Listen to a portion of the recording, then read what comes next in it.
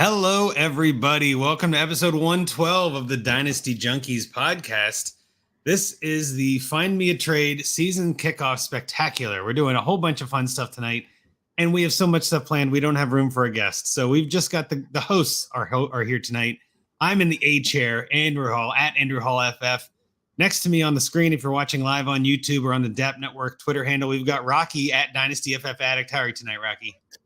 Oh, I'm doing great, Andrew. I'm loving that football's back. Russ loves the non-point scoring season. I am much more of a point scoring season kind of guy.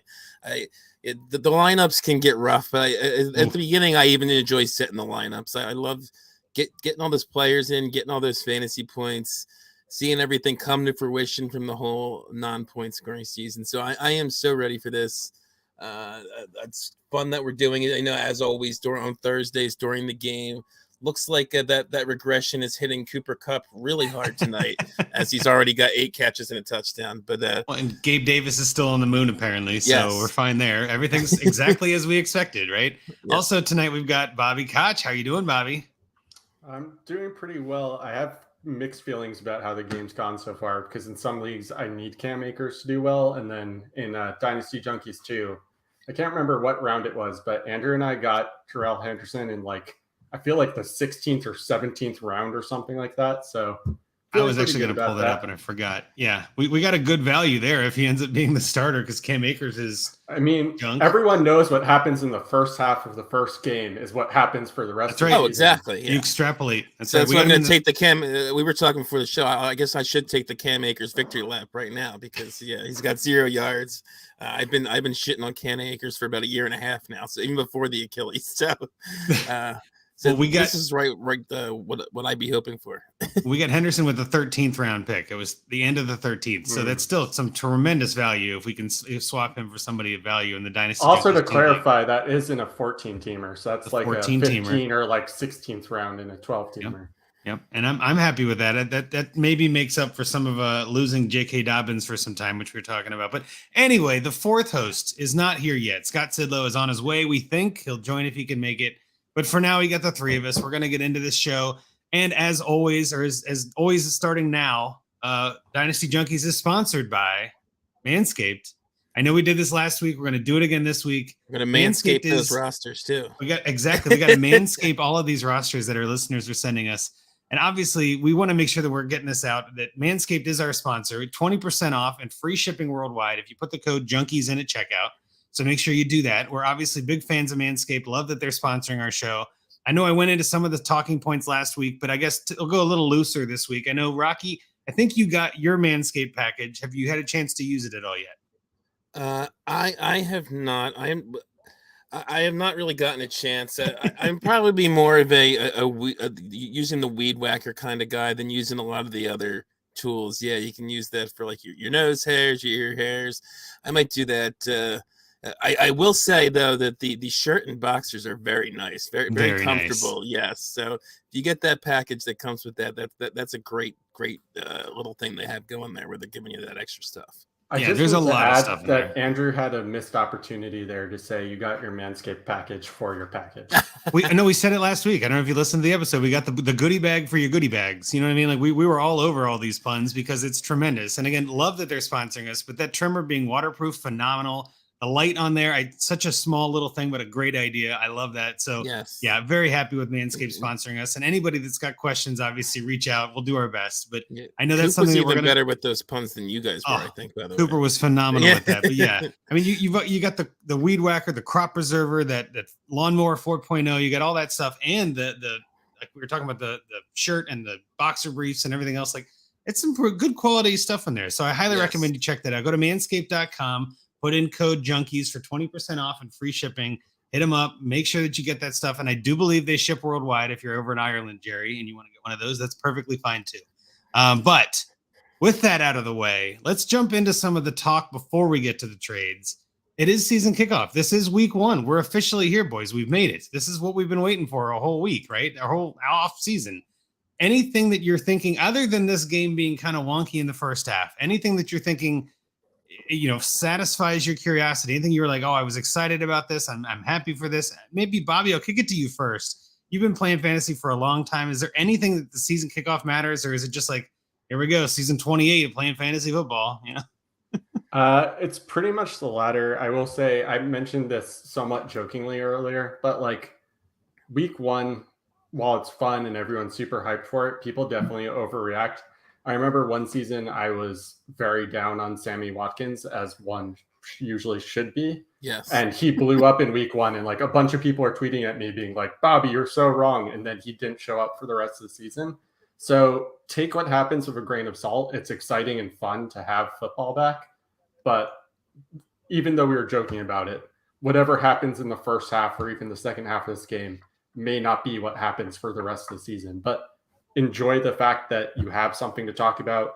I'm with Rocky that I get a little sick of the non-point scoring season, especially in the last few years, because it feels like during the non-point scoring season, it's become more and more popular to just essentially I will try to paraphrase so that Rocky doesn't have to edit this, but to throw things at the wall and hope that it sticks.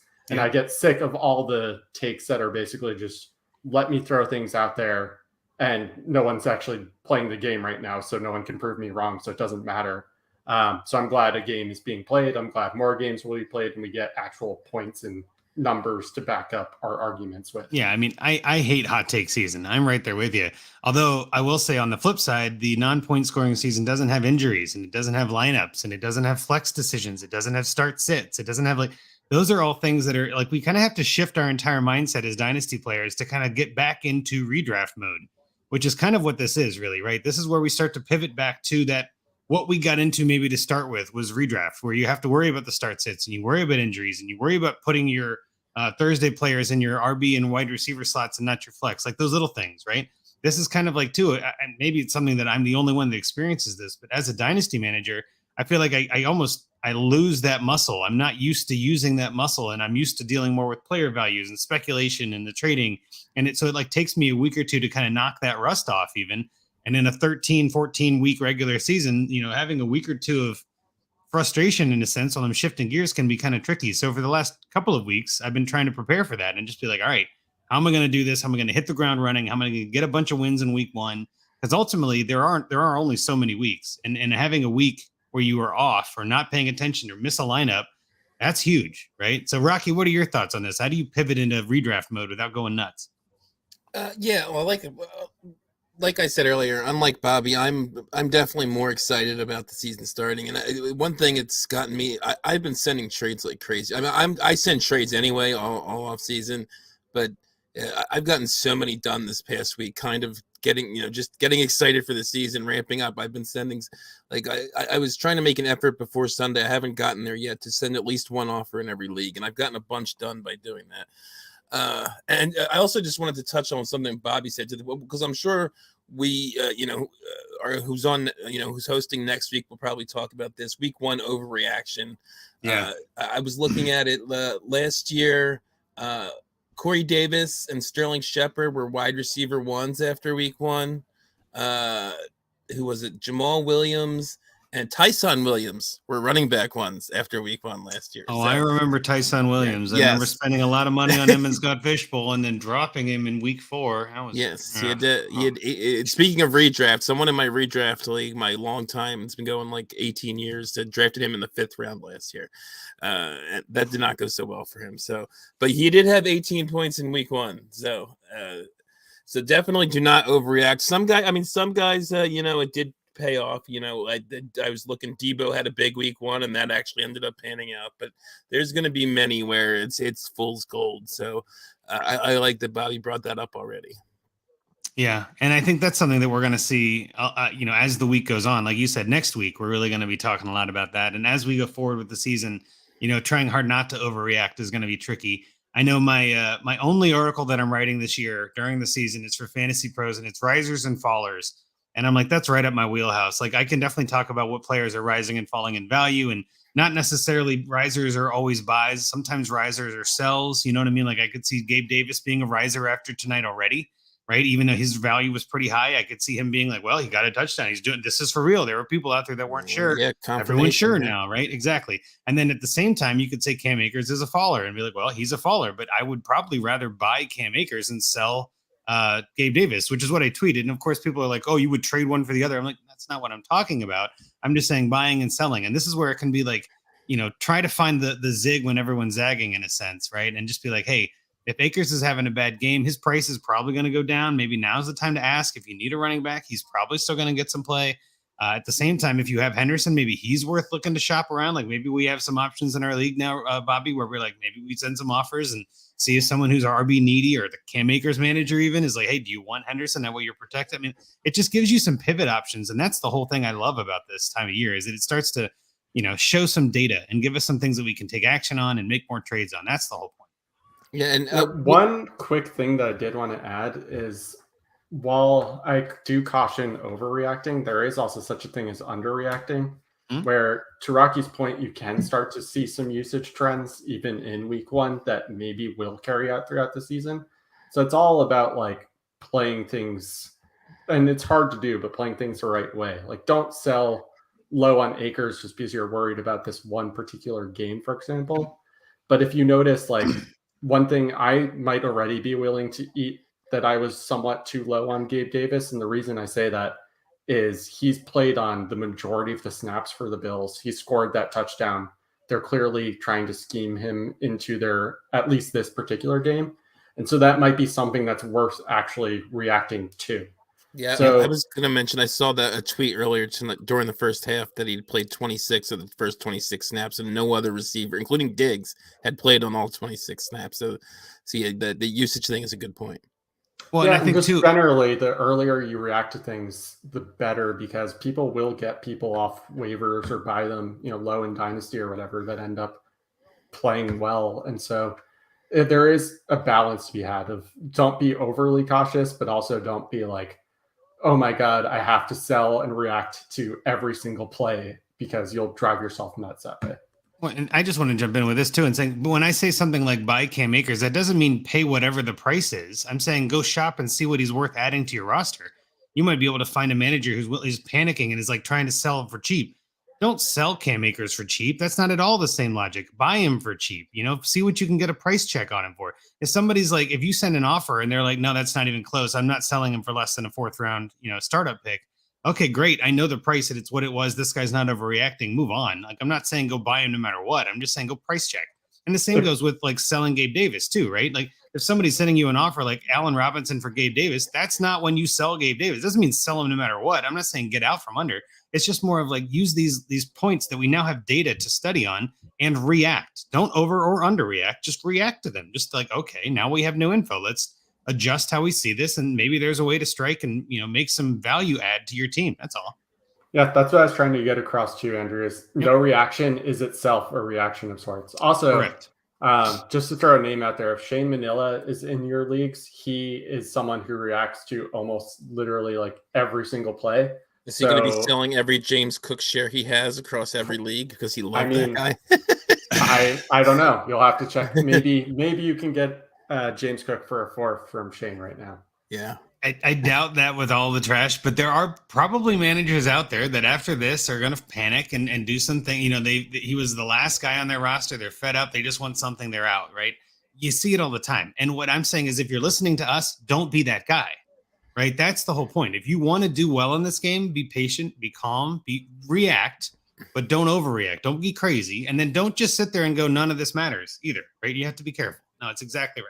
And I think that's also why I like that we do find me a trade the entire offseason or non-point scoring season. But then we continue doing it in the season because now we have new information. Now we have new data that we can lean on and say, all right, well, now based on this makes this now worth trading when it wasn't worth trading last week. All those values from your startup in March are different now, as much as you don't want them to be or don't think they are. Like now the values are different. There are new data points we have to consider. So that's the whole point with this conversation. And before we get into our Find Me a Trades, I threw something last minute on the sheet here that I thought would be a fun kind of thing because we did it on Trade Addicts and our buddy Zach Reed threw this question out for the Trade Addicts question tweet we do every week, which was I thought it'd be fun for opening of the season that if you could look into the future and know everything about one player's 2022 season, who would you pick? And he also said, if you could do the same thing for someone's career, who would you pick? And I'll start with, because I gave it on Trade Addicts, so probably most people who listen to this probably listen to Trade Addicts too. But if not, then I'll just repeat what I said on there, which is the 2022 guy I picked was Saquon Barkley, because there's so many different like ways I could see his season going. Injury, not injury. Does he play well? He's got Dayball now.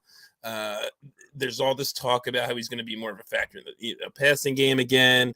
All this kind of stuff. Stay healthy, all that, yeah. And people are all over the place with him. Some people think he's just trash and he's no good anymore, and other people think this, like me and Russ, kind of think this could be a top 5 season again for him. So, yeah, he was my guy. And then the other one for the career would come no surprise, and you can say this for 2022 also, was Jalen Hurts, because. The big questions about him are: is he going to improve as a passer? Yeah, exactly. And job security. Huge, yeah. How long is he going to be played? That's the biggest thing that's keeping his. It is pretty high now, but the thing that's keeping his value more towards the 10, 11, QB 10, 11, 12 level. The biggest thing is job security, and also can he progress as a passer? And if we knew what we could see for his whole career, we know that we know. Oh, he's starting in the league 10 years, and he actually ends up throwing for 35 touchdowns and 4,200 yards, every year or something. So those are my two. So I wanted to give my two to give you guys a chance to think about it in case you hadn't already, because I know I threw it on pretty late. Well, I definitely got my answers, but Bobby, do you want to go first? Sure. I had a couple answers to that. My first thought was Kenny Golladay, mostly just because I've been talking trash about him all season, and Andrew and Josh Valentine have been talking or hyping him up at least a little bit. So I would like to see what happens. Buying him for a third is not hyping anyone up. Let's be honest. Yes, it is. No, more so Josh. But actually, my answer will be what I would like to know for this year. It would be Kenny Pickett, because if I knew ahead of time what he was going to do, I could then go out and probably buy him cheap if it was good. Or sell if he doesn't get any time. That's a great point. Yeah. Similarly, another one that came to mind was like Trevor Lawrence. Like if I knew he's going to blow up without Urban Meyer, I'd go out and make a ton of offers right now. For career, I will go with a similar answer to Rocky, but my own fandom, which is Daniel Jones. I want to know at this point. I mean, personally, I think he's destined to basically be like a high-end backup at this point, but I would like to know whether that is confirmed or denied. That's basically, I'm not expecting a good season from the Giants again. But the one thing that I want to know by the end of the season is, are they letting him go or are they signing him? And personally, I actually kind of hope that the Giants have a bad season, because I think committing to Daniel Jones would be a mistake. But I would like to know whether Daniel Jones is worth it or not, just because that's the main question kind of hinging on the Giants franchise right now.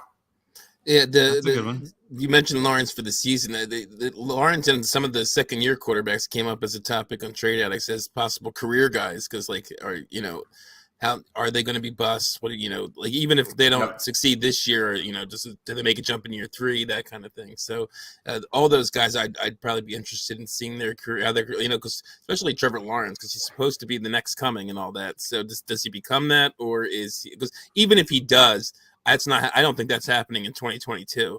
But there's part of me that thinks I should make trade offers. I don't have anything. It's not numbers. It's not anything else based besides just the fact that they have like a better coach and it's year 2.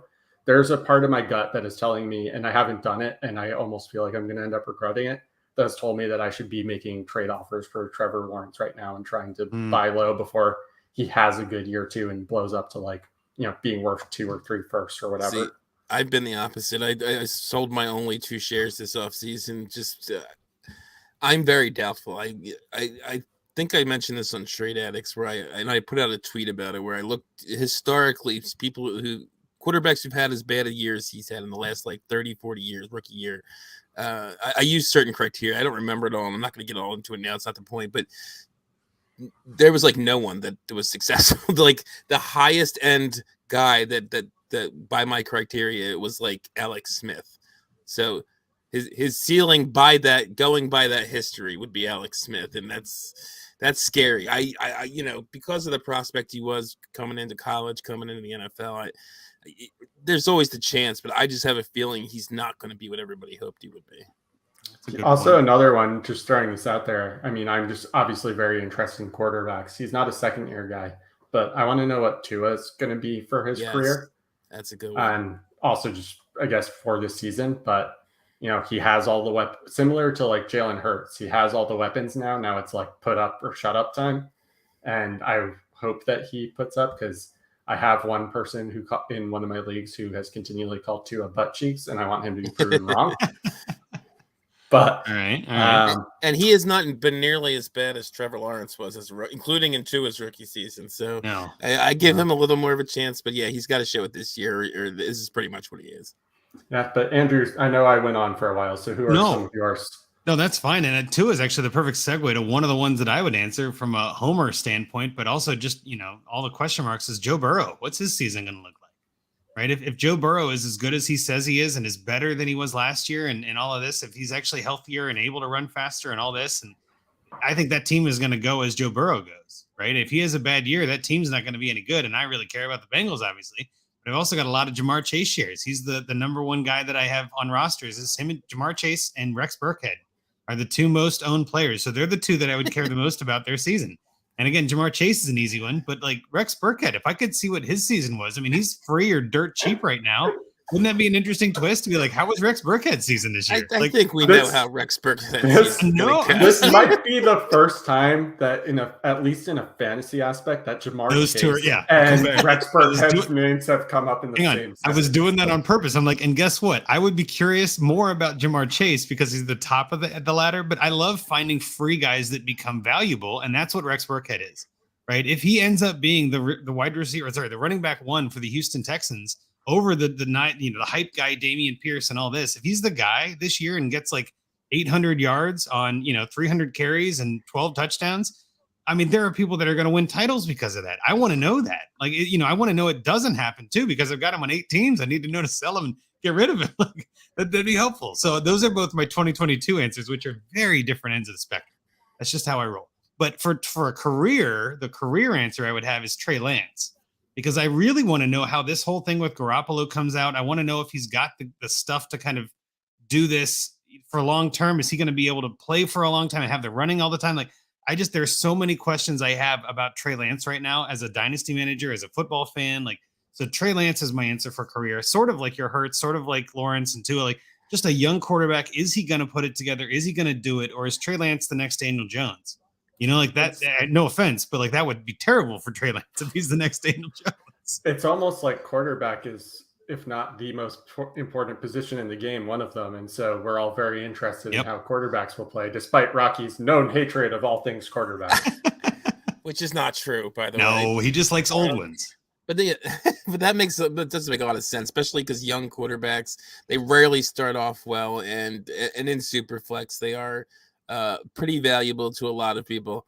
It makes sense to kind of, from a fantasy perspective, want to see how these guys' careers play out. And, if you knew that, what you could maybe do with some of them in your fantasy league. So one other I wanted to put in there for the 2022 that I didn't say, and I didn't think anyone would say, was Antonio Gibson. A guy with a lot of question marks. Like, is he going to be worth anything? Is he going to put up points, or is he going to be just returning punts? And like, there's such a wide range of outcomes on that guy. I would love to be able to zoom into the future and be like, all right, Antonio Gibson was RB10 on the year and RB8 in points per game. Okay, that's what I'm hoping for, because I got him on so many teams because I just kept buying him as more managers are like freaking out. But like, more so than what he is going to do, I want to know what he did to Ron Rivera, because he must have done something to Rivera to make him hate him. I was gonna say, it's so funny. Like, I think people forget this guy was a top 15 back in fantasy each of his first 2 years, and it's now just because of what's happened this offseason.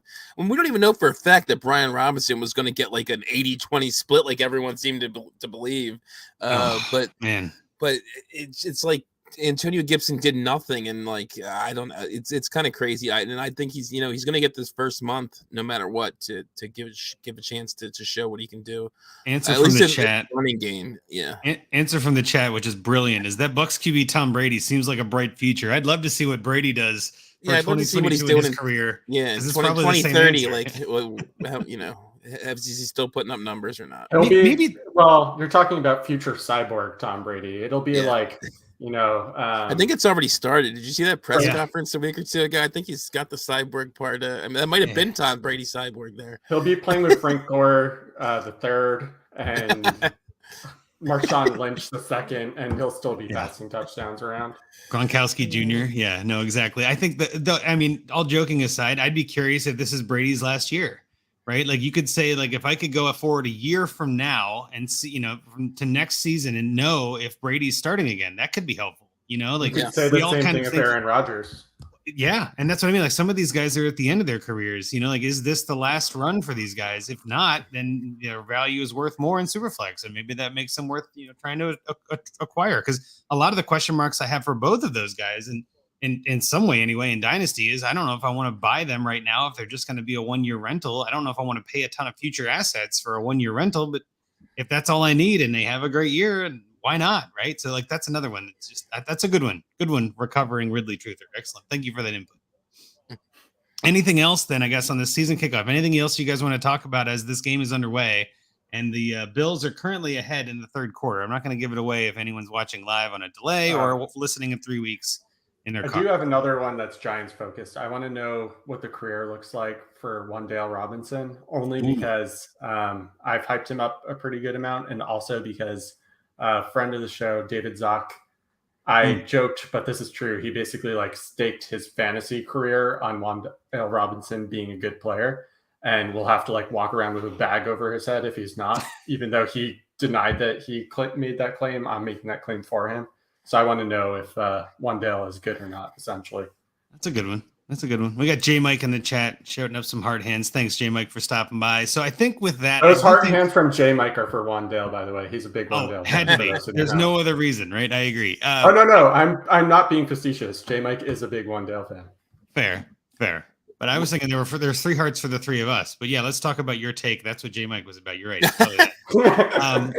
One thing I just wanted to say from this game that we're doing this during is I feel like this might be, again, this is, judging off 3/4 of a game. So for what that's worth, but this might be showing that because McVay even said during the preseason about how he thought he had 2 number 1 running backs. And it looks like this, judging from this game, that maybe it's going to be a hot hand situation with the running backs. And that could be scary for Cam Akers people. So, oof. Well, but also you could look at it like for Henderson, 2 for Akers so far. Yeah, but next week it could be the exact opposite. That's what I'm saying. It could be a hot hand. Well, I'm saying like this. But I think Henderson owners are just happy that they're going to have involvement. Like he's going to be that involved. That there's going to be weeks where he gets like 15. Expectations were very different for the two. Yes, I will say that. Yes, I agree with you. But this could be a sell window for Henderson. It makes me happy that the one league that I have Cam Akers in is a best ball starting lineups league. So hopefully I don't have to figure out what league to start him in. I don't have that blessing, but anyway, I think that's pretty good for the start of this. I think again, there's a lot of football still to come. By the time you're listening to this on your podcast device, you'll know the outcome of this game, and you'll know who did well and who didn't, and all this. And I'm sure Gabe Davis will still be the darling of Twitter no matter what happens from here on out because he got a touchdown on the first pass of the game or whatever. So and Cam Akers will run for an 80-yard touchdown that we haven't seen. Exactly. All of this is pointless. But again, it's always nice to have a kickoff to actual season. That's the whole point of this. Is that now that we're in the season, now that we can actually make this thing happen, let's start winning some titles. So with that in mind, let's go to our Manscaped sponsored Find Me a Trade. Let's try to Manscape some of these rosters. So Rocky, actually, if you want to read through the settings for the first one for Frank, I'll pull it up on the screen so we can at least see his team. Yes. So the first one was, as you said, submitted by Frank at 8EE Kid on Twitter. I don't know if that's supposed to be like B Kid or something. I don't know what that is, but 8EE Kid is how it's spelled. 12 team, half PPR. There is a small 0.10 points per carry. There are 40-yard TD bonuses. No tight end premium. Unlike most of our leagues, it is a super flex league. It's 28-man roster, start 10, does have defenses, which Frank, you need to get that. You need to get them to get rid of that. If you're not the commissioner, then get your commissioner to get rid of it. But QB, 2 running backs, 2 wide receivers, tight end, Interestingly, a wide receiver, tight end flex, and a wide receiver. So wide receiver, running back, tight end flex, and then just a wide receiver, running back flex, then a super flex, and then the defense. That's 10 starters altogether, 9 if you take away the defense. He just gave a very brief description that it's a slow rebuild. He's getting better, but slowly, definitely RB needy. So you can get into the roster and we'll see so that. his roster again. I think I didn't do this on purpose, but I do think these teams are from worst to best in a sense, like least contending to most contending. I don't want to say any team's worst. It's just I agree with his slow rebuild. That was an interesting way to put it. Like, yeah, you got some work to do here, Frank, but I think we can help you. I think we got some options. So his starting lineup on Sleeper: Derek Carr, Damian Pierce, Chase Edmonds. Yeah, weak at running back. You're right there. DK Metcalf, Michael Pittman, Hayden Hurst, weak at tight end, Chris Olave, Nico Collins, Joe Flacco in the Superflex, which again, that may be a short-term thing, but maybe not. Tampa Bay in your defense. I like that. Backup QB, he's got Wilson, Zach Wilson, Jimmy Garoppolo, Davis Mills, Desmond Ritter. Not a bad QB room overall, just young and scrappy.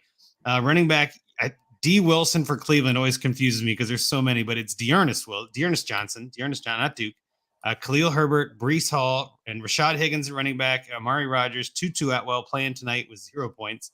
And Alec Pierce. And then tight end, you got Donald Parham, Trey McKitty, and in backup defense is Denver. On the taxi and IR, he's got Greg Dulcich, Romeo Dobbs, and Snoop Connor, one of my favorite flyers in a late round, last roster spot guy. So I guess we'll start maybe. Too. Yeah, Snoop. Yeah, yeah. We'll start with you though, Rocky. I know there are a bunch of different options for this team, and we went through some of these. Why don't you get into your trade and we can kind of talk about it? Okay, so I looked at his team and he said slow rebuild, getting better but slowly, and maybe he is getting better from where he was, but he's definitely not going to compete for a title this year with that team. I don't think there's moves we can give him that's going to have him compete for a title. So what stuck out to me is he needs to sell Pierce ASAP. But I prefer to do it. We're recording this on 3 days before the season starts. I'd prefer to do it before the season, just in case he has a crappy game week 1, because his value is sky high right now. So he's got some nice building blocks, but this isn't the year. So get rid of that second day, draft pick running back that's probably not going to have a long-term shelf life and may not even be good this year. I mean, we don't know. Like, everyone's just assuming just because he's the starter, he's going to be on a bad team that's going to be losing a lot. He can catch the ball, but he never had a huge workload in college. So it could be Rex Burkhead in on passing downs. We don't know. So I had 2 Pierce shares. I already sold them both. What'd you get? One, I got David Bell in a second, and I'm super high on David Bell. Maybe that's a little less than what people think his value might be in Dynasty. That's not bad. But I love David Bell, and his lack of buzz doesn't bother me at all. And the other one was with you, I think, wasn't it? I think it was in TA1. It was, yeah. Where I got Chris Godwin. It was a package. I think it was the main bones of it were Pierce and Cooper for Godwin, and I think a lesser player. Amari Cooper, Damian Pierce in a second for Chris Godwin and Mo Alley-Cox. Yeah. And that one, given Pierce. See, I'm valuing Pierce, I think, in both of those a little lower than maybe slightly lower than the market may suggest. But I was fine with both of them, especially the one actually with you. I loved getting. I'm a huge Godwin. Yeah, so. I was fine to do that because especially in TA1, I that's more of like my fun league where I'm just like, let's trade. Like, I don't want to give away value. I think I declined your first offer and you sent one back with like the second and Mo Alley-Cox, and I was like, close enough. Let's just move on. Like, that's fine. I don't want. Yeah, my plan was actually do a second and then add a third on your side. You never third, so I said, okay, Mo Alley-Cox seems worth a third. So that's about I'll do that. Yeah. But no, I like that. I'm with you. I'm with you on that logic too. I think that you're on the right track there with selling Pierce. That's a smart move. And so I'd spam. I just sort of spam the league Pierce for a 23 first for anyone who has them. Sometimes that works. Sometimes it doesn't. I know that can be tough to do. So if that doesn't work, then I said, well, maybe we can trade him for somebody who went in the 22 first round. Because I've heard definite talk just on Twitter, on podcasts, like if he was on drafts, like if they were done in August, he's going like in the middle of the first round. So I said I would trade him to Team Mason 320 for Treylon Burks, because Burks' stock has obviously gone the exact opposite direction of Dameon Pierce. And I still believe in Burks. I don't think just because a bad preseason, I don't believe like that totally changes everything I thought about a guy back in May. So we haven't seen him on the field yet. I still think Burks can be something. I'd rather bet on him than bet on a first round wide receiver who had a pretty good profile coming out of college than a fourth round running back who's on a bad team and probably gets replaced in the next year or two. So, and it also kind of makes sense. Mason 320. He has a more competitive team than Frank does. But after Fournette, he doesn't have like anything at all at running back. He has Melvin Gordon is probably his best running back after that. He does have Zach's RB1, J.D. McKissick, Zach Reed's RB1. But other than that, he's got very little. But he's got a decent team. He's got Hurts. He's got Brady. He's got Justin Jefferson. And that's the other thing. He has some depth at receiver where it's not going to kill him to move on from Burks as well. So it makes kind of sense for his side. And I like getting Burks back and not in selling Pierce. I didn't put a trade on there. But I also wanted to mention I wouldn't mind trying to move Hall too, but I'd probably wait till Breece Hall, who he has. I'd probably try to wait till in season to do that. Hopefully by week 6, 7, 8. Maybe he's starting to heat up because it looks like like with a lot of rookie running backs, like we saw with Javonte and whatnot, that he's probably not going to start the season commanding a huge share of the workload in the backfield. So, but I try and get out from him if his value peaks in season. And Bobby, your thoughts? I liked it a lot. In fact, when I was putting my trade together for it, I was basically like, well, Rocky already came up with exactly what I think I would do. So I tried to be a little bit different. I actually did end up making a trade to the same team. I agree with everything he said. I looked at this team and said, this is not a team that's ready to contend this year. And because of that, I'm going to sell the running backs. And so just to be a little bit different, we already talked a little bit about how I feel like I should go out and make some offers for Trevor Lawrence. And I felt like this team needed a more solid quarterback too. So what I did was I took Dameon Pierce and Davis Mills and said that he'd offer it to that same team that Rocky mentioned, which is, I believe it was Mason 230. Yeah. Or Mason 230 for Trevor Lawrence, because I could see where Mason 230 might think that they're contending this year, even though they're kind of fringe. But if they got like another running back, they might think they're ready to go for it.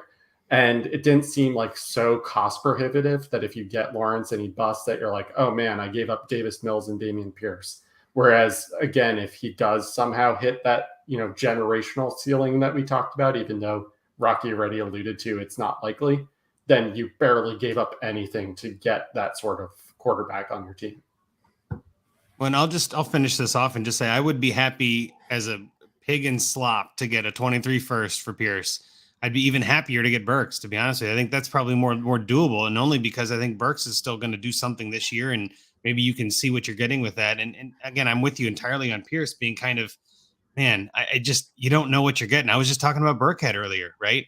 Like the reason I want to know about Burkhead is because we don't know what Pierce is. If we knew what Pierce was and knew what he was going to do, then Burkhead would not be worth looking into. But I think there are so many question marks in that Houston team. I think those are both terrific trades that, I mean, again, like you every league is different. You kind of said this, like, I don't know if you would get a 23 first.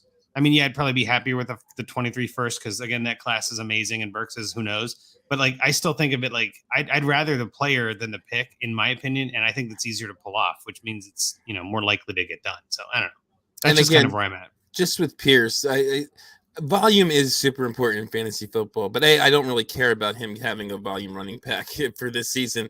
But also just in general with Pierce, like, volume doesn't mean everything. I mean, there's guys who have volume and don't produce. I mean, sometimes you get a James Robinson and sometimes you get guys, like everyone wanted Mike Davis last year in redraft because he was going to have all the volume in Atlanta, and sometimes it doesn't play out the way you think it's going to either. So sure didn't. So yeah, so volume on a bad team is scary to me. That's kind of what. Bad team plus bad draft capital. I mean, not bad, but not good draft capital either. Correct. It's not like he was so highly drafted that they can't easily replace him when they're more ready to contend. Exactly. Like and I just mentioned James Robinson. Like he got replaced the next year and only got to be the lead back again, probably because ETN got hurt. I've contended before the Achilles he was at least as good as ETN, but we never got to see that play out. Well, we're going to this year. But and now he's got an Achilles and his value is just like gone unless he somehow overcomes that this year and looks good. But that's going to be tough. Lately, we're seeing Cam Akers with his 0 yards tonight is still might still be struggling with that. So that Achilles thing is just a killer. But and we also saw it with Philip Lindsay, another guy with no draft capital, and he played well for 2 years, and then he was just gone. He's dead. Like nobody, he's still bouncing around to practice squads and stuff. But after that second year, he kind of disappeared from the fantasy landscape. Yeah, you never know, right? And that's the whole thing. Pierce is a flash, and who knows, and all of that. Like, you're entirely right. I'll get into mine real quick. I think it's in a similar but entirely different mindset, and I'll explain what I mean by this. I definitely think a small trade is really all you have here. I don't think you have enough big guys to really warrant a big trade. And that kind of sucks if you're on a slow rebuild. That's why it's slow, because you're trading a lot of like smaller assets to this. So mine was also kind of a smaller trade, but it's the opposite of getting a running back, even though I'm rebuilding. And I wanted to talk about this for a hot second here too, because I think a lot of times people think rebuild, I'm selling running backs. You guys both did it too. I do it myself. Nothing wrong with that. But sometimes you can look at this the other way and say, well, wait, okay. Yes, I'm rebuilding. And as long as I have my own first, it doesn't really matter how many points I score. I want to score fewer points, right? I want to kind of, if I can, plan for next year, not this year. So my trade was to be just sending Davis Mills straight up for Tony Pollard. And I got offered this trade in another league where I actually I'm QB needy and I don't have a lot of running backs. And I it's like, well, I have a lot of running backs. I don't have a lot of QBs. And I was like, I need to hold Mills. But that value felt pretty fair to me. And I was looking at the teams in here, and the team here, the Banana Stand, terrific Arrested Development reference on that one. But the Banana Stand only has Trey Lance, Deshaun Watson, and Jacoby Brissett as his quarterbacks. That makes me nervous if I'm that guy. You don't even have a bye week quarterback. So like, he's clearly going to be in the market for quarterbacks. And I do think that there is a very high likelihood that Pollard does well this year and his value goes up to where you trade him in season for more than Mills.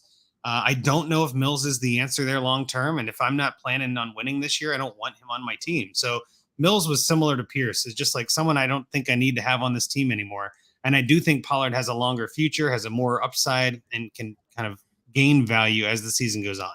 So I guess, Rocky, you'll start with you on that one. What are your thoughts? Am I way off base, or what do you think of it? Before I do that, I believe Gabe Davis just caught like a 50-yard pass. So Gabe Davis to the moon. Is he 13? That's who just caught the pass. But yeah, yeah, that was Gabe Davis. Yeah, so Gabe Davis's value after this game is going to be 47-yarder. Yeah, but anyway, but regarding that trade, I think that's pretty good. I think maybe I'd want a little more for Mills than Pollard, just as a starting quarterback. See if you can get a little more on top.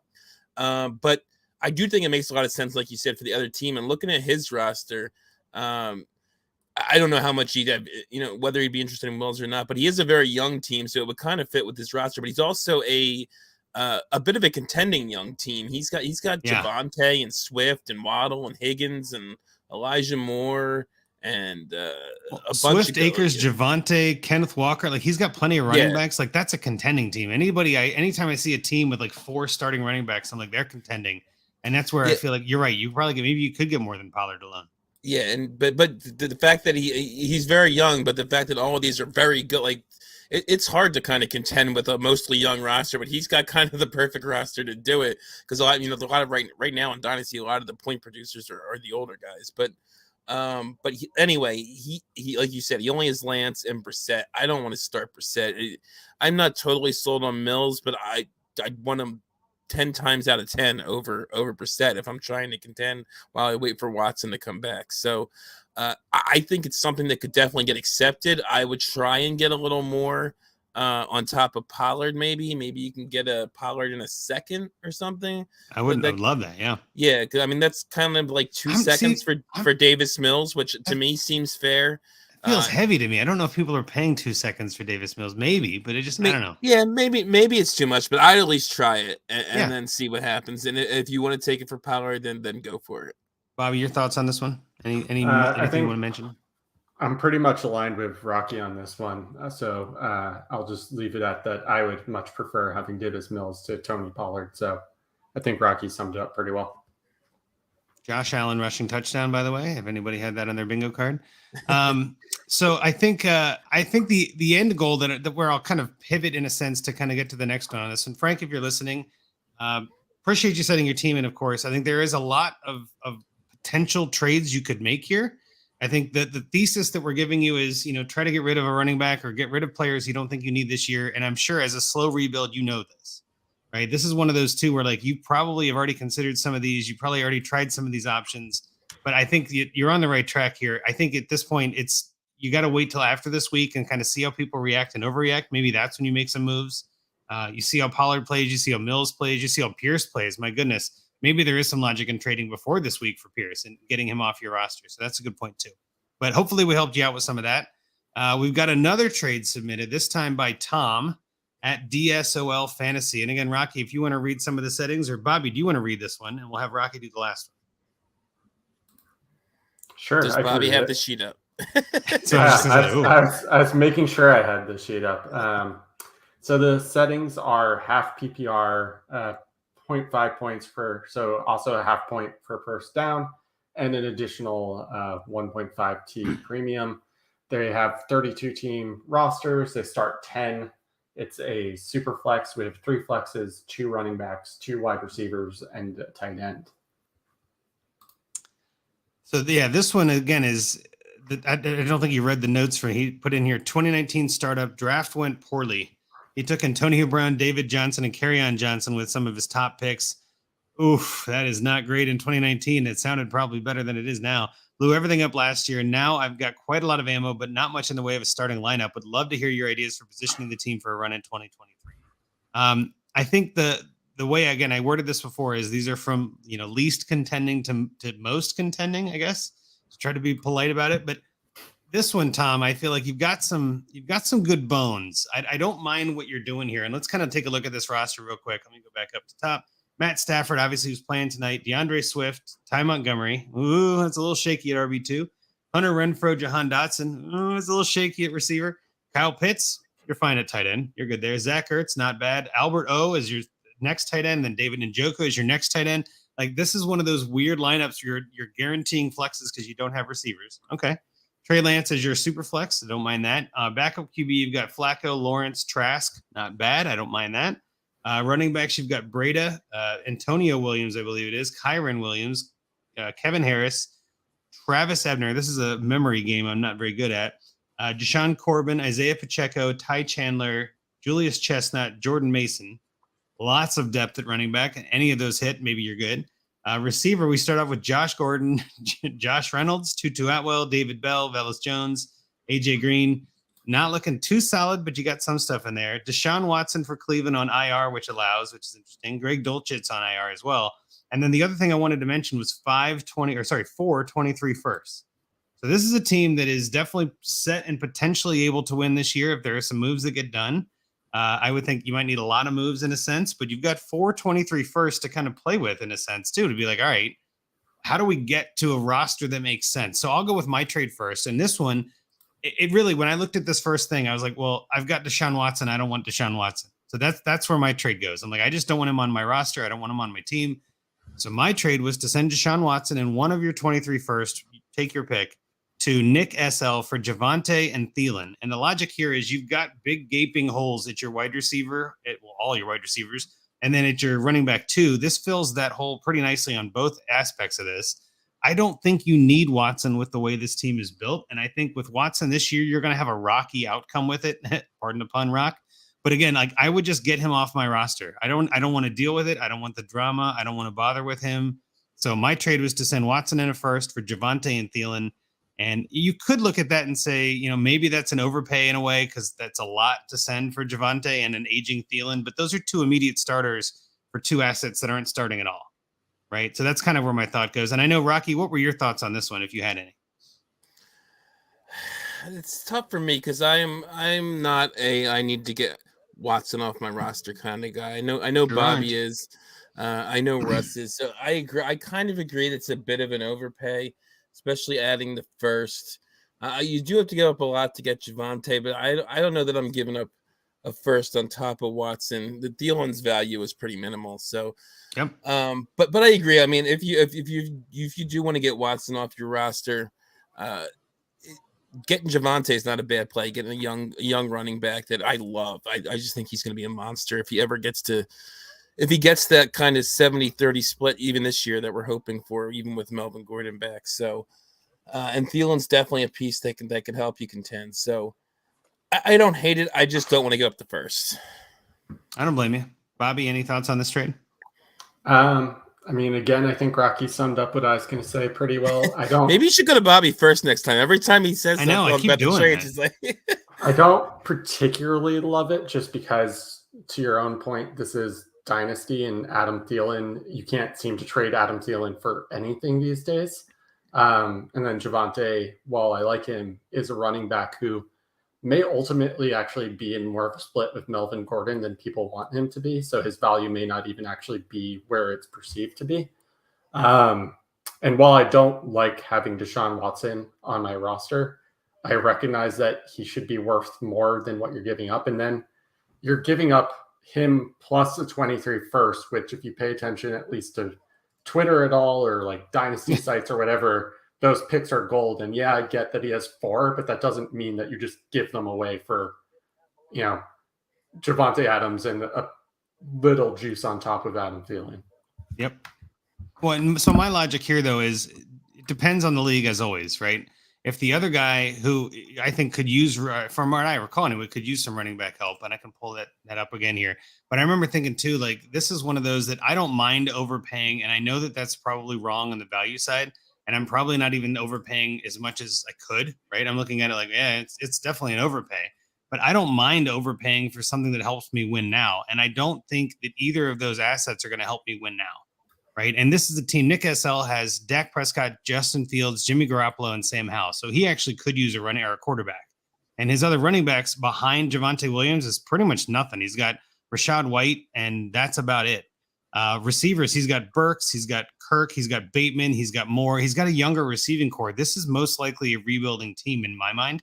So that makes that first even more alluring. Maybe you can get more for that. And maybe he's okay to take on the Watson stress because he's got enough quarterbacks for this year and he's not contending anyway, but he's only got that one running back, much like this team does with Swift. So I'm like, someone's got to make a decision here. And I don't know. I mean, maybe you ask for more than Thielen. Maybe you try to get Burks back instead, or Bateman, one of those guys, right? That's probably a good starting point on that regard. And then maybe you pivot back and fall back to Thielen or something like that. But I'm also higher on Thielen than most. I think he's got a potential to score some points this year and is going largely overlooked. Like you said, like his value is tanked, and I don't quite get why for production value.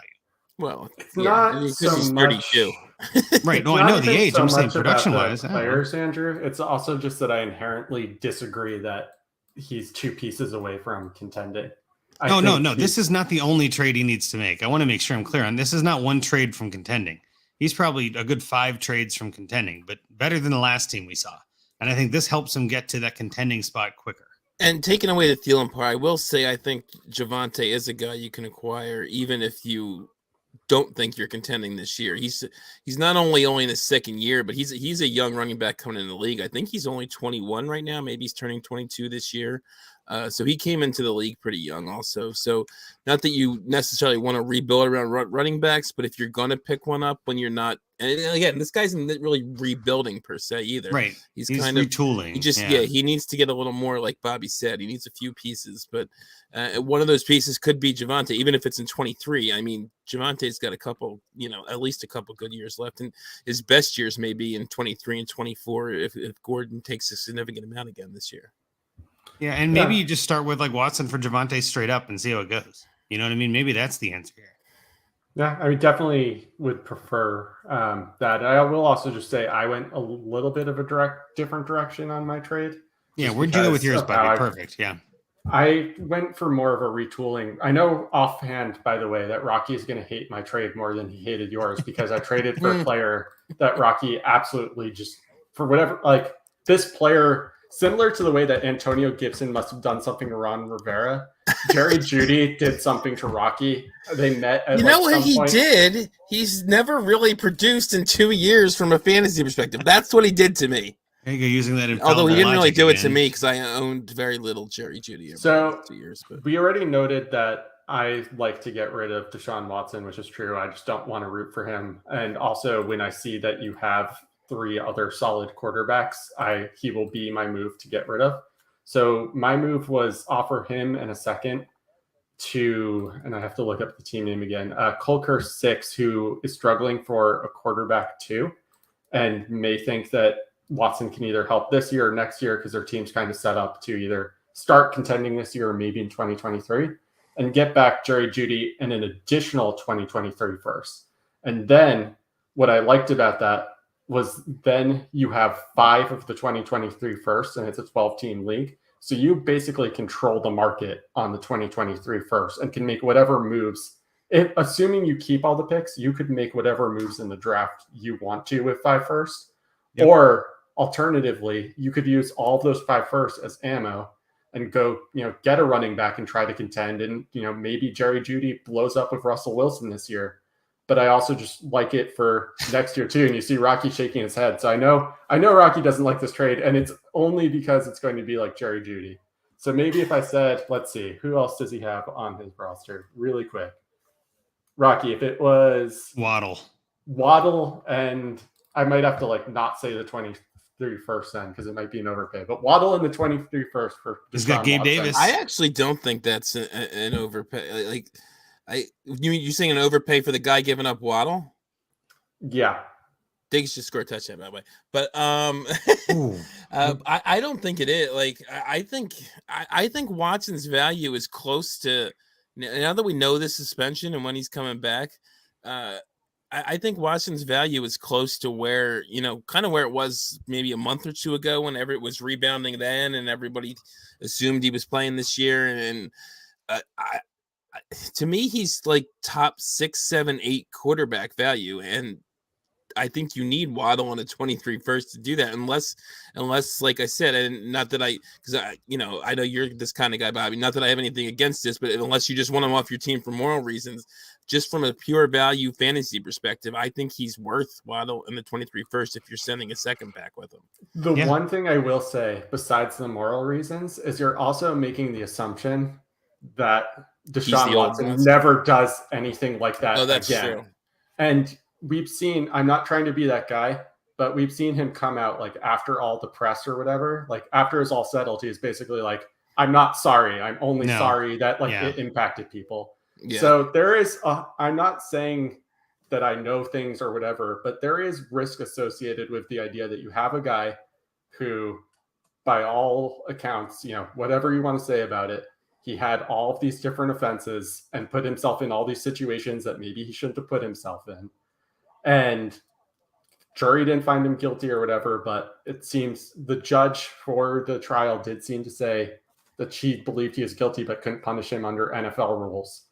So, and then he comes out and says, I'm not sorry. That's a guy who is, at least in my opinion, a pretty big risk to possibly do something stupid like that again. He doesn't even have to do it again. From the league. We don't know that we have everybody. There could be women that have been assaulted that haven't come forward. I mean, don't even, it doesn't even need to be a new activity. Honestly, that's what drives me nuts about the Watson thing is there's so many question marks. Even not just for moral reasons, just for the fact that he could be a risk factor. I cannot put him as a top 6 to 8 dynasty quarterback because there's at least a non-zero chance that he gets banned from the NFL for life.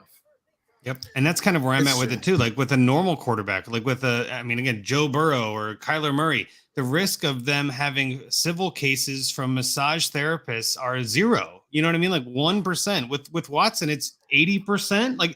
That's way higher than the other guys. That to me, that risk has to be factored into his value. So I completely agree. And morals that aside, said, Rocky, Waddle and a first may be appropriate value, and you're right that I may undervalue him. That's what I was going to say. Going back to your trade, Waddle and you kind of tried to make it so I would like it, but Waddle and a first, just from the market perspective, Waddle and a first and Jerry Jeudy and a first are 2 very different trades. I think. Oh yeah. Just taking my bias out of it, I think there's a pretty big gap for most people between Jeudy and Waddle. So that would make more sense. And so just as a little bonus too, this guy actually does have Brissett on his roster, so that could help as well. Well, and so I wanted to make sure I mentioned this too, though. Waddle is Waddle in a first, you'd probably have to send a second or something with Watson. But Judy in a first is almost dead on to Watson, and according to the DLF trade analyzer. So I was going to say, I put it in the DLF trade, not my original trade, but I put Waddle in the first, and I just assumed a mid for Watson. Always mid. Yeah. At least, and not that calculators are the end all be all, and we talked about this before, but the Waddle in the first side is almost 300 points more than the Watson side. So at least DLF trade calculator thinks it's a gross overpay for Watson. Yep. And that's, I mean, you'd have to add something with Watson, I think, but I feel like there's some good bones there, at least for our guy to figure that one out. I mean, I feel like, again, this team it's a few trades away. I feel like retooling is the best word for this. I don't think you need to blow this team up. I think it's already been blown up. And like he said, last year he blew it up and he's got a bunch of firsts. And this is where having those firsts can be helpful. You don't have to make those picks, right? Like you can definitely use that as a chip to trade. Like there is a chance that you could trade a first for Waddle straight up. That somebody, maybe the guy that's got Waddle or the guy that gets Waddle on a trade in 2 weeks would rather have the first, where Waddle has a down start to the season because Tyreek Hill is there and there's too many question marks, and you can just send him for. So like having these firsts that are pretty much guaranteed to stay or go up in value is definitely a good place to be.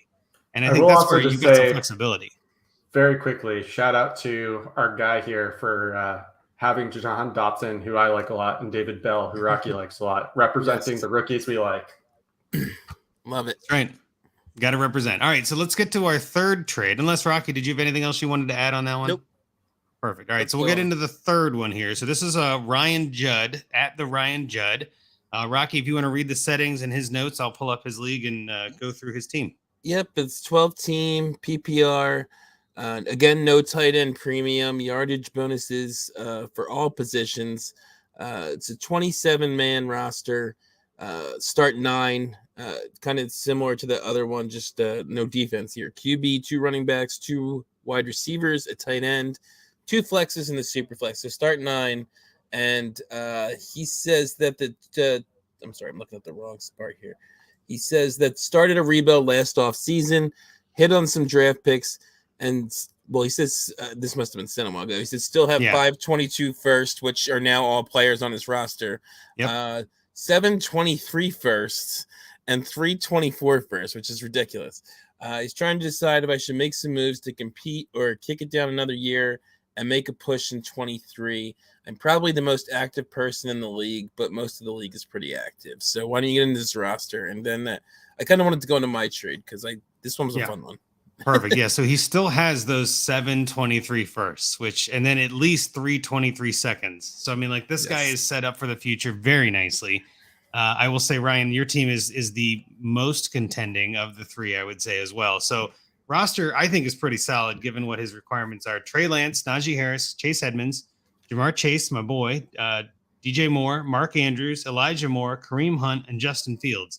I'll be honest, I don't mind that starting lineup. There are some holes, there are some weak spots, but there's going to be weak spots, and I don't mind the ones that he's got. I'm happy with that. Bench, we move into the bench part here. We got Mac Jones, Chuba Hubbard, Khalil Herbert, Zamir White, Kenneth Walker, the third, I think is what Ken Walker, Travis Ebner, Isaiah Pacheco, Tyrion Davis-Price, Jalen Warren, Ty Chandler.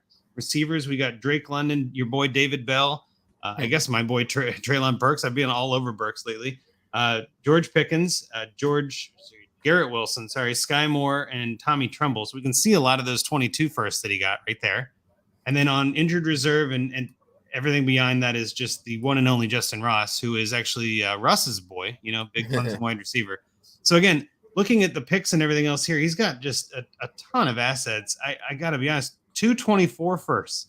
Like this guy is just set up for the future, and I think it's a tremendous roster. So yeah, Rocky, get into your trade and let us know what you think of this. So yeah, I have a specific trade, but I just wanted to make the general point. We do this for the reason of just sort of talking about process as well as specific trades. And in a situation like this, you should definitely be going all in. You do not need to make 7 picks in the 23 draft. Please don't.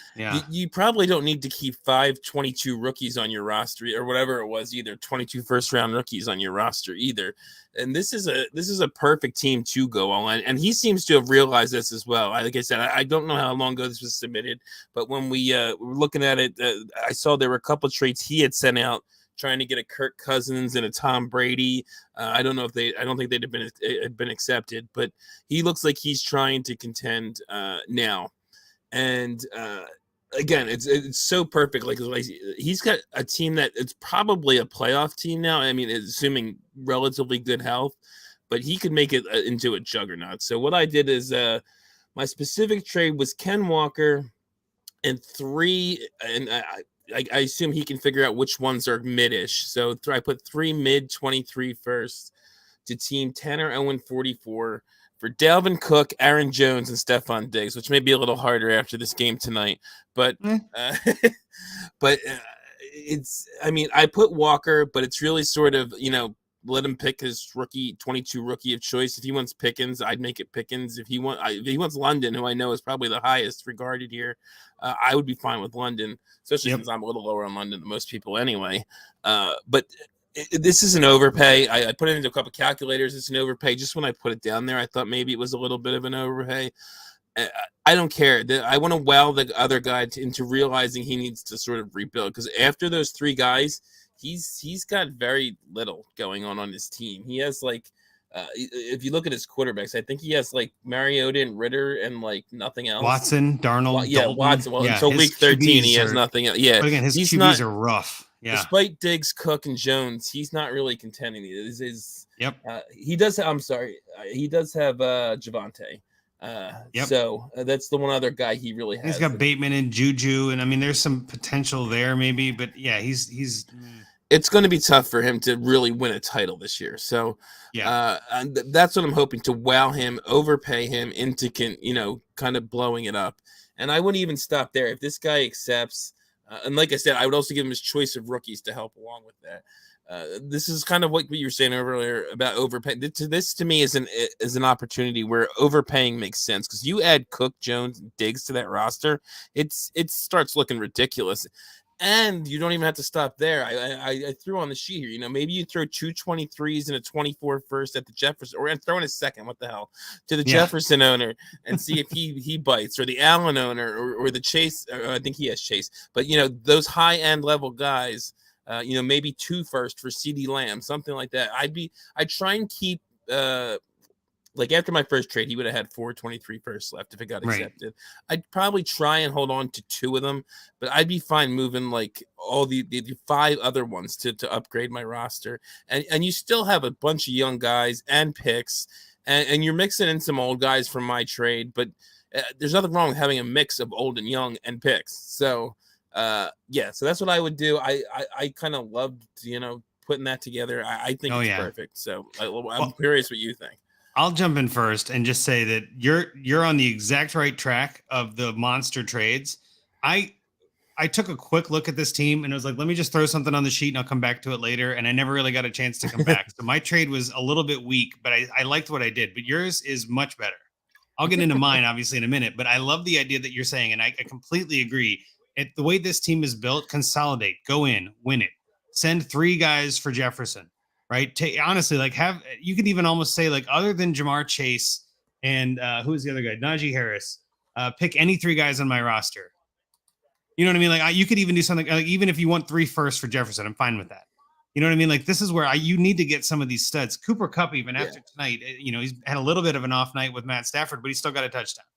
Cooper Kupp is one of those guys you might go try to get, right? Go get somebody who's going to dominate and consolidate your bench and the pick values that you have into your lineup. That's where you need it right now. So I love that logic. Bobby, do you agree with that? Kupp, even with an quote unquote off night, and they're only scoring, I think, 10 points so far, has 26 fantasy points. 26 PPR fantasy points. Yep. He's 11 for 13, 92 and a TD. Yep. That's not too shabby. Anyway, go ahead, Bobby, your thoughts. I'm going to tell a quick story, which was in my first ever Dynasty League. I had a team that was often middling, and then I sold it off. And it was trash for a while. And I just kept building and building and building. And at one point, this one guy made fun of me and was like, you can't build forever, right? And so then I took all of this draft capital that I built up or whatever. And I was basically honestly, it was a spite move at that point. It was I'm going to say this guy who was you can't build forever was kind of an arrogant jerk. And he was always in the playoffs. And I was like, I'm going to make my team simply to knock you out of the playoffs. spoiler alert, I did knock him out of the playoffs. I won the championship. And it was because I made moves like this, where I just took like 3 firsts and was like, just give me the best wide receiver in the game. I don't care. That's it. And so if you have the opportunity to make a super team, that, don't get me wrong, it's fun to have a bunch of picks and like make those picks and do like a J Mike Invitational if you can do that. Yes. But at the end of the day, Dynasty is about a combination of both. It's about knowing when to build, and it's about knowing when to go, okay, it's time to cash my chips in. And this team, while it's not one of the ones that I looked at personally, after looking at it and all the assets and listening to Rocky's trade, it's more than 100%, which I know is mathematically impossible, but it's 120% time to push your chips in. Well, I want to say this too, and this is something I wanted to get into, and then I'll pivot into my trade, which is much smaller and not quite as wow, but still awesome. I'll just, who knows? But when I sent Ryan a message on Twitter, he actually said the league also has a large rolling pot that is won after a team wins 3 times, trying to make moves to make that happen, of course. So this is where one of those, like, it changes a little bit of the valuation to be like, all right, I do want to build a dynasty. I want to build a team that is dominant.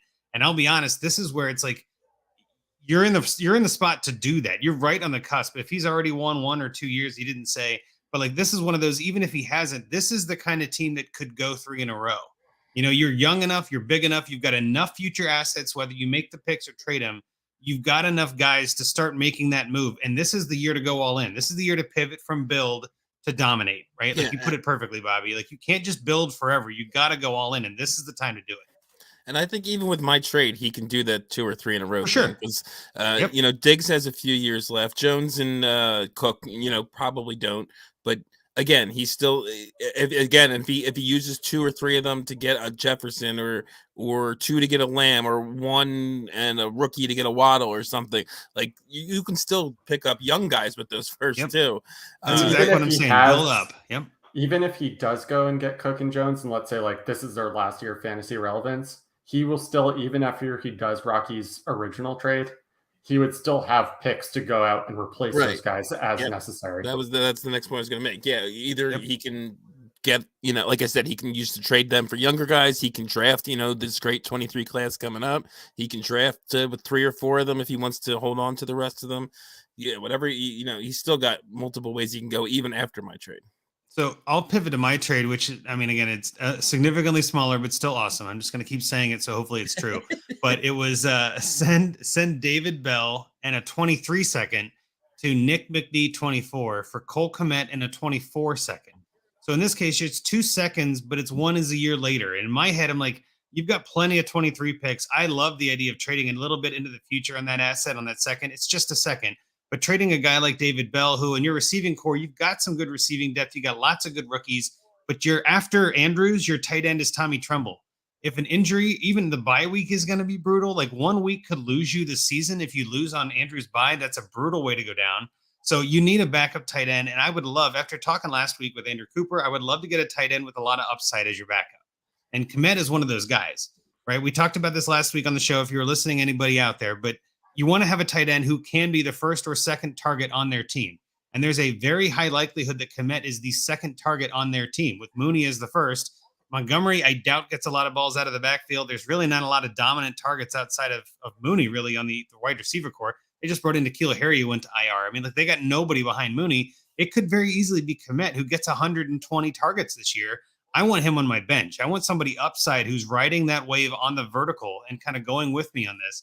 Because again, if Andrews is the guy for the next 3 years of your team, great. But if he gets hurt, if he gets traded, if, I don't know, he just tails off, which happens. Let's say the whole Baltimore offense struggles again this year and Kmet takes off. He's a perfect guy to put in your tight end slot down the stretch as you need someone. So I just think that was the only weak spot I really saw outside of, not having enough awesome studs, which is what Rocky went for.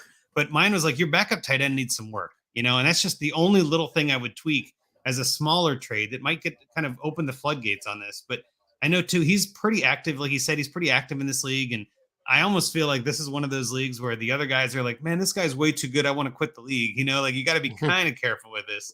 But Ryan, I love it, man. Great team. And I think you're in line to get that done. You're not there yet, but you're really close. So I think getting something like this Kmet trade done might help you out. That was what my thoughts were. Yeah, I mean, I think that one's fine. It's no my trade, but It's not your trade. No, it's not. It's really not.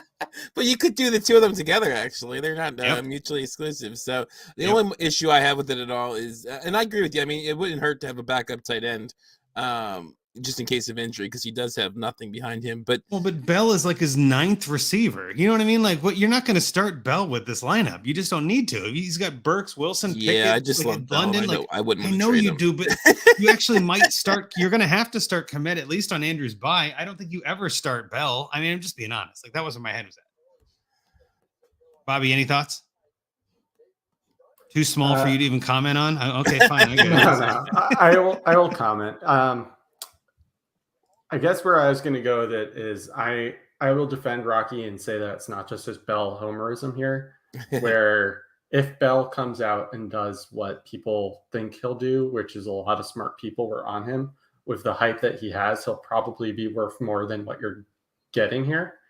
And so even if he's your 9th receiver, I would rather hold him than get Kmet back. But I will admit I'm not that big on Cole Kmet myself. I'm also just generally not that big on like middling tight end options and trying to trade for them. I don't really care about like trying to fill in a bye week. At that point, I would just like grab someone off of the waiver wire and be like, all right, go put up some points for me. And if tight end is what cost me, right. Yeah. Tight end is what cost me this week. Fine. That's fine. I would only make a trade like this, like, you know, if I knew Mark Andrews was like out for the season or something like that. So basically what I'm saying is, anything that Rocky said tonight, just pretend it came out of my mouth. And that's it. I'm glad you're on here, Robbie. This is great to just back up everything Rocky says. This is why we have you on. This is perfect. I knew there was a reason we brought you on, Bobby. He's a except my trade for Jerry Jeudy. That was the one time that I broke from Rocky tonight. I can forgive that tonight. That's fair. That's fair. All right. Well, anything else you want to wrap up on this trade before we call it a night? I mean, we've gone on for over an hour. We're at a pretty good spot. Anything you want to bring up or stand on and kind of discuss on a soapbox here before we call it a night? Bobby, I'll start with you. Anything you want to hit on before you think we've done enough? Have we talked enough about trades?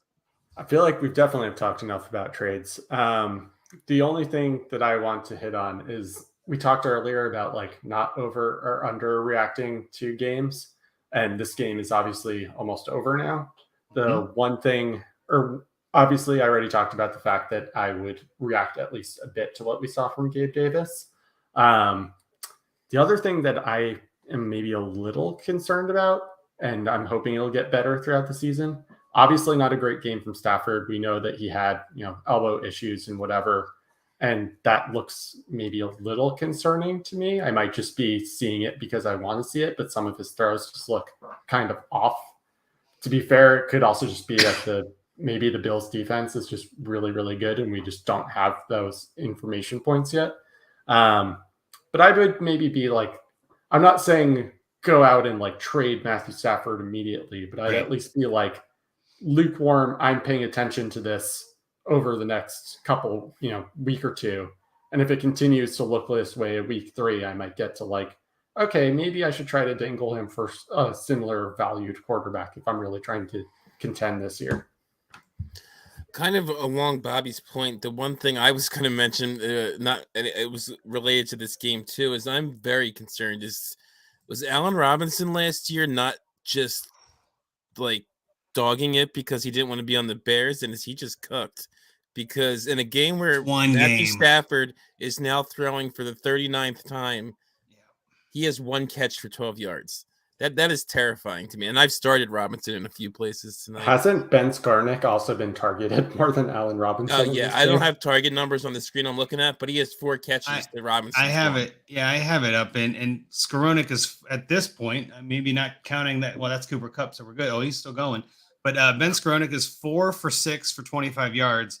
Allen Robinson 1 for 1 for 12 yards. Yeah, so that's terrifying to me. I think what I'm saying though is, and again, using the same logic, and somebody actually just put this on Twitter under my other post about Davis and Akers, but you buy the fear and you sell the hope, right? And I think this is where I'm not making any moves off of one game, but it does as a Robinson manager, it scares me.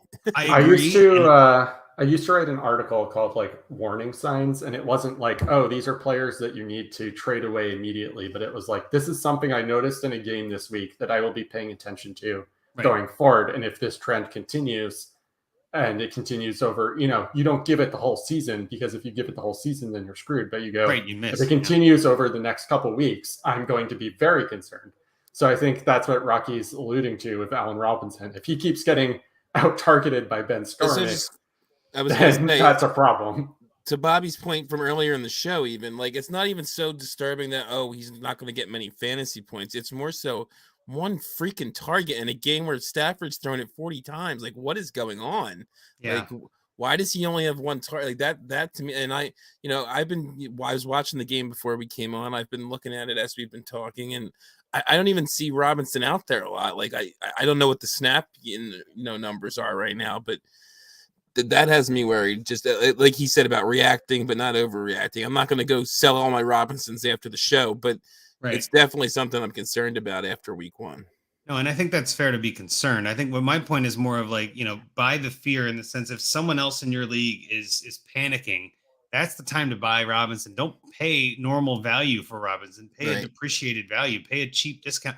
You just got a coupon on Allen Robinson. You know what I mean? That's what this is. It's a coupon. It doesn't necessarily mean that coupon has any value. It's still got 1/100th of a cent value, but you might be able to use that coupon to get a discount and find value down the road and get that back. And that's kind of where I guess I'm going with this. I also, and again, I'm not saying necessarily like you have to go buy Robinson either. It's just like Bobby said, put your eyes on this and focus on this. Watch as the next couple of weeks play out. But one game is not necessarily a trend, but 2 and 3 become that. The only other thing I'll mention is that OBJ is still a free agent, and this team could use him. I'm just going to put it that way. I mean, he was there tonight, by the way. Yeah, and he tweeted, "Sheesh, Bills Mafia," and laughing faces and stuff. Like he's been on some things here, and I think maybe he's there to sign with the Bills. Spoiler. Well, I know, and that wasn't that a discussion point that he might sign with the Bills, right? Maybe this was the game where he's like, let me see who wins and we'll go that way. I was just going to say, like, maybe he signs with the Bills and Gabe Davis becomes nothing, right? So yet another reason why you might want to sell Davis. One other thing I want to say before we wrap up here is, while I understand that the Rams were super down and they don't want to get people injured, running the ball when you're down like 31-10 or whatever when you're near the other team's end zone, that's just coward coaching. It's the end of the game. You're down 21 points. You're just trying to run out the clock, I think. But I don't know. Maybe I'm wrong. Get something positive out of it. Sean McVay, you've been a coward in this game. That's all I will say. At this point, I think again, the game's not quite over, but we've got Akers 3 carries, 0 yards. Like, that scares me. But again, buy that fear. Somebody out there is terrified of Akers in redraft or dynasty, whatever. Like, there's one league where I have Henderson, and the guy who has Akers has been blowing up our league chat all night. I've been looking over my phone because it keeps going off, and he is literally like all caps typing, like pissed off. And I'm just like, maybe I could literally send him Henderson for Akers. Like, why not? You know what I mean? Like, they're both on my bench at that point, but like maybe Akers has more upside. Like, that'd be hilarious, and he might actually do it. We'll see if I can pull that off. But that's a redraft, totally different conversation. But I think at that point, what we'll do is we'll call it a night. I think we've done a pretty good job. Obviously, Scott missed out. He must have had some technical difficulties like he has sometimes. But appreciate you guys being here. I know this was a fun way to kick off the season. Hopefully, we've got some titles in our future, and we've got some ways that we can make some listeners some titles in their future. I did wear my Tag Strong hat tonight. I'm missing tags. I obviously read Derek's primer. I'm going to read it again even more tomorrow, kind of see what I might have missed or glazed over. But I miss tags this time of year. This is when I really loved having Tagliere kind of telling us and guiding us through these things, getting us signal and noise and like telling us what's important. So again, just wanted to shout out tags real quick. I just think, again, so glad football is back. Like this is the part of the year that I get to say goodbye to my wife and be like, sorry, I'll be in the other room. It's going to be great. But with that, if nobody has anything else that you're looking at here, I guess we'll go and just kind of, I don't know if it even makes sense, but Rocky, why don't you tell people where they can find you, what you're up to, and all the different podcasts that you're on. We'll start with you. Am I the guest now? Yeah. Find me at Dynasty FF Addicts on Twitter. Listen to Trade Addicts. Listen to DGN, Dynasty Game Night. That's right. Champions. I think we actually had to reschedule our show for this week, but I think we're gonna have 2 next week. So I don't know when they're recording next week. I don't know when they'll come out, but that's been a lot of fun and a lot of great matchups, including Andrew being on the show. So redemption. Yes. So listen to that. Listen to Trade Addicts and keep listening to Junkies. That's where you can find me. So yeah. That sounds good. And then Bobby, anything that you're up to these days other than just dominating your fantasy leagues? I'm definitely not dominating because I started Matthew Stafford in a place or two. I did too. Yeah. You can find me at Rec Fantasy. I occasionally talk football, but I also occasionally talk TV shows and video games and comic books and pretty much anything I feel like. So if any of those things interest you, check it out. Unlike Rocky, I don't have a bunch of other podcasts. This is it. I probably could make some up if I really wanted to. I'd just start shouting out some names and then pretend that they exist. But this is it. Just Dynasty Junkies, and appreciate being on with you guys and looking forward to a good season. That's right. And this way, I don't have to have anybody sign off. I can just have you guys sign yourselves off. That's what the point was. I'm at Andrew Hall FF. You can find me on Twitter at Andrew Hall FF. Obviously, I write for Fantasy Pros. You'll see some articles there. Make sure you subscribe, rate, and review at DAP Network and the Dynasty Junkies. Give us some feedback. We love that. We do need some more Find Me a Trades. Obviously, all three of us are MFL fans. So if you're on my fantasy league, please submit your team. If you're on Sleeper, go ahead. It just might take a while till we get to you. Let's just put it that way. But definitely we need some more trades. We need some more teams. We need some more people that we can help out and get their rosters. Manscaped, which is our sponsor, of course, 20% off and free shipping. If you go to manscaped.com, put in code Junkies. That's awesome. We love that. And I love them being a sponsor for us. It just makes the most sense with what we're trying to do. But I think that's pretty much the gist of it. So I'll let Rocky take us out of here because he never gets the chance. So Rocky, kick us off. I never How we do doing? that.